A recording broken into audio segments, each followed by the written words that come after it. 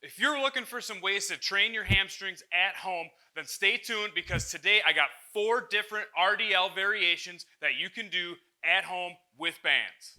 All right, let's get started. So I want to start with what my favorite RDL is, which is it's the basic barbell style of RDL, but we're going to be using the special Nexus Pro Bar from Clench, which is a short hybrid barbell with these carabiners on it that allows you to string a resistance band between both sides of the bar so that you can either step on it to do your RDLs or you can combine it with our foot plate to get even more support and balance and stability, which is my favorite way to do this. And setting it up, super easy. It's just like setting up a deadlift. Get your feet roughly shoulder width apart. Get this bar centered. And then we're gonna squat down and we're looking forward. The bar basically starts out right on our shins, and then we're just gonna pull it up like a deadlift. And now we're gonna be hinging at the hips. So we're keeping our knees basically 90% locked. I don't want you locked all the way out, but about 90%. And then what I like to tell everybody is to break at the hips and stick your butt out behind you to execute this exercise. So we're sticking our butt out, pulling that core in. Notice how the bar slides right down the front of my legs. And then we're gonna hinge as far as we can, roughly to about a 90-degree angle, and you're gonna feel a huge stretch on the backside of your legs and the hamstrings. And you're gonna go as far as you can before your back starts to hunch over. You wanna try to keep that back nice and flat, big stretch. And then at the bottom, you're just gonna change over slow, start thrusting those hips forward. Exhale, big squeeze at the top, and control this exercise through the range of motion.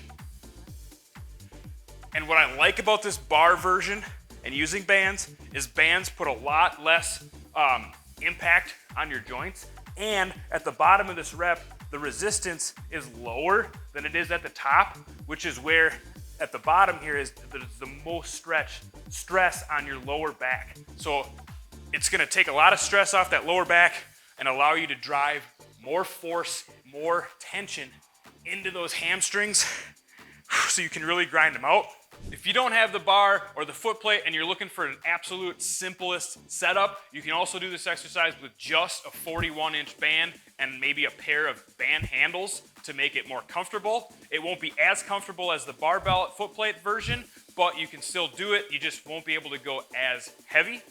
Another way that you can use just bands only is if you have a pair of mini bands. You can use those the same way, just loop one band around each foot, and you can accomplish the same exercise, but it may not be the optimal setup in terms of the band length for your height. All right, next up, we're gonna change it up and we're gonna move into more of a single leg version of an RDL. We're gonna do some B stance RDLs, which is basically a single leg RDL with a kickstand behind you.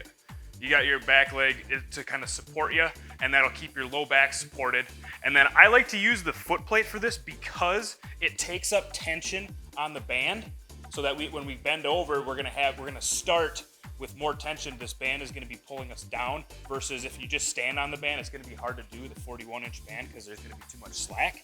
So I like doing it with the foot plate. Also, it gives me a little bit more stability.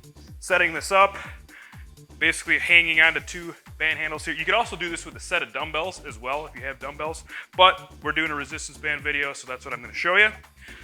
So we got our stance here. Basically center your foot kind of right centered on the tension of the band, and then put your B stance foot behind you, just kind of on that tiptoe. And then we're gonna sit same form as before. We're breaking at our hips, sticking our butt out behind us, stretching out as far as we can, getting a huge stretch in that glute and hamstring. I notice a lot more stretch in my glute on this as well. Exhale, big squeeze all the way up. Also, I like this. My hands are kind of in that neutral grip on the side, straddling my leg. And doing it the single leg version allows me to get more resistance in each leg. So I can use a smaller band and drive all that tension into one leg, really focus on that one leg, and then switching sides is super easy on the foot plate. Boom, I'm on to the next side. And this is just a great burner exercise because it incorporates more stability. Like you're gonna get a lot more core stability involved, a lot more balance, and it's just great to utilize a combination of the bilateral stuff like with the bar and also the unilateral stuff with the single leg and kind of that off balance stuff that really helps to give you functional strength and stability.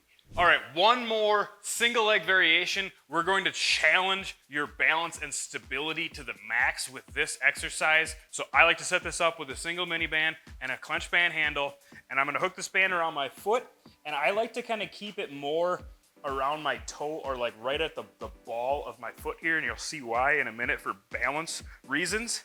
And then it might take a little bit of practice to get this right, but the goal here is to maintain that same form where we're pivoting at the hips, sticking our butt out behind us, dragging that leg down the front side of our leg, or dragging the handle down the front side of our leg, and then we're just gonna reach and let that other leg just kind of go back as we're down here.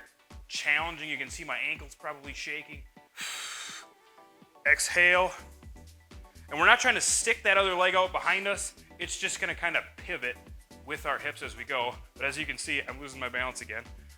So I'm talking and doing this. But this is a really great exercise for challenging that balance, core stability, ankle stability, and you're getting some hamstring and glute involvement. And it's gonna take a lot of practice to master this one, and not a lot of resistance, of course. All right, so last but not least, I wanna show you a little bit more complex setup that I've been doing a similar version of in the gym, and I really like how it feels. It's still a hip hinge exercise. We're still doing an RDL, but we're going to incorporate a landmine here to give us a pivot point.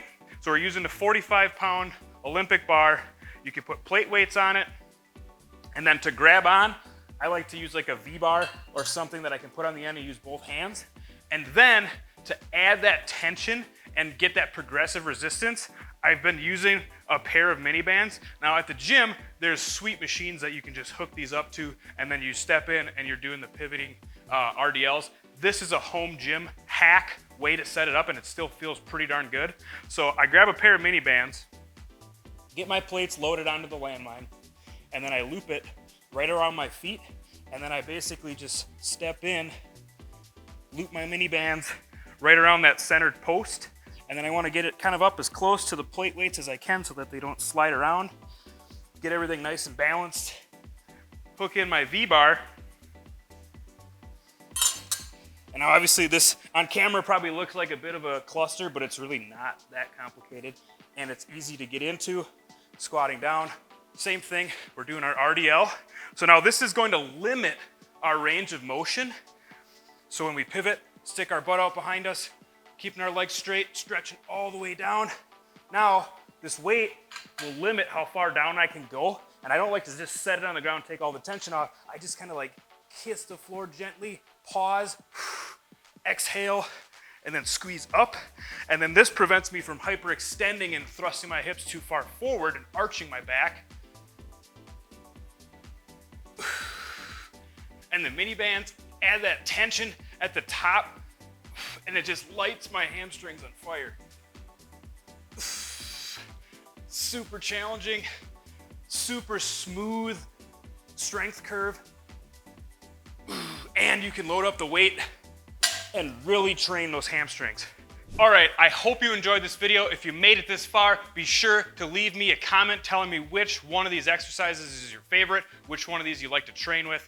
Also, if you want to see more content like this, check out the on-screen video links. I'll post a couple more hamstring specific links because I know training hamstrings at home is a little bit difficult.